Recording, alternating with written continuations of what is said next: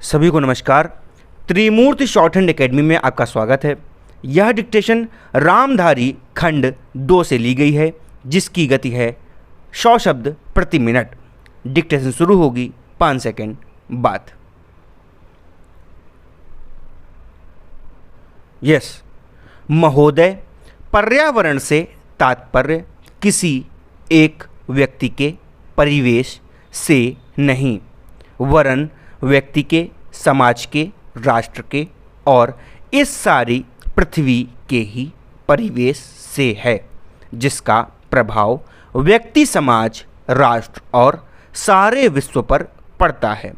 पर्यावरण से तात्पर्य पेड़ पौधों, नदी, पहाड़ या किसी तंत्र विशेष से नहीं, वरन उस समग्र वास्तविकता से है जिस पर मानव मात्र का अस्तित्व और उसका संपूर्ण आध्यात्मिक एवं भौतिक विकास निर्भर है।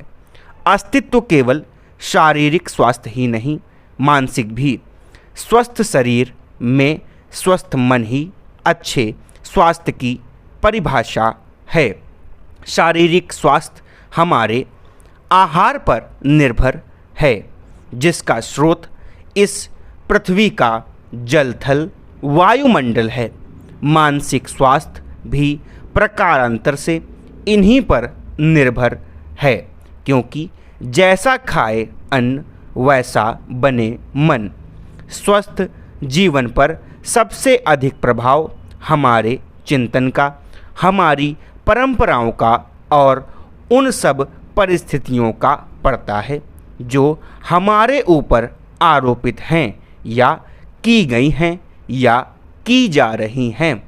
इसलिए पर्यावरण या परिवेश में जल, थल, वायु ही नहीं, बल्कि वे सारे घटक महत्वपूर्ण हैं जिनका कुछ भी प्रभाव हमारे जीवन पर, हमारी क्रियाशीलता पर पड़ता है।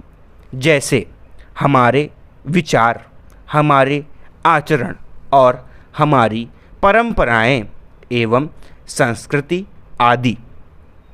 सदा से मानव की आकांक्षा उन्नति और विकास की रही है। जगत का अर्थ ही है गतिमान, और गति दोनों ओर संभव है, उन्नति की ओर भी और अवनति की ओर भी। पहली को हम प्रगति कहते हैं, दूसरी को अगति, विगति, अधोगति या दुर्गति कह सकते हैं। वास्तव में मनुष्य ऐसा जटिल प्राणी है जिसमें अनेक विरोधाभासी और असंगत प्रतीत होने वाली प्रवृत्तियां और प्रतिक्रियाएं होती हैं। वह कानून और व्यवस्था की मांग करता है, किंतु चलचित्र, दूरदर्शन आदि में स्वतः भड़की हिंसा या खेलों में युक्तिपूर्वक की गई हिंसा अथवा अनीति से मंत्रमुग्ध भी हो जाता है।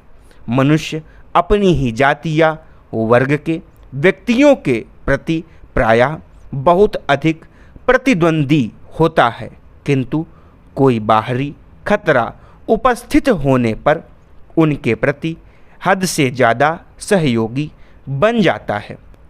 वह सड़कों पर या युद्धों में सामूहिक विनाश के प्रति उदासीन रहता है, किंतु किसी खान में फंसे हुए एक व्यक्ति या किसी कुएं में गिरे हुए एक बालक की रक्षा करने के लिए ढेरों साधन जुटा लेता है। कुछ विद्वान कहते हैं कि मनुष्य बंदर की संतान हो या ना हो, किंतु उसमें खालिश बंदर की द्वैध प्रकृति प्रायः ही होती है। उसमें शाकाहारी बंदरों की भांति वृक्षों में उछल कूद करने की प्रवृत्ति तो होती ही है, साथ ही ऐसे बंदरों की स्वाभाविक जिज्ञासा भी होती है जो अत्यंत संगठित गिरोहों में रहते हैं और भांति भांति का मांस खाने में मज़ा लेते हैं।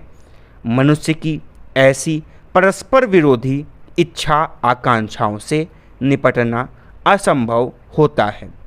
फिर भी किसी प्रकार का संतुलित मध्यम मार्ग अपनाना अनिवार्य होता है। यही बुद्धिमानी का रास्ता है। विद्वानों ने मानव की मूलभूत आवश्यकताओं को 5 स्तरों में रखा है। धन्यवाद।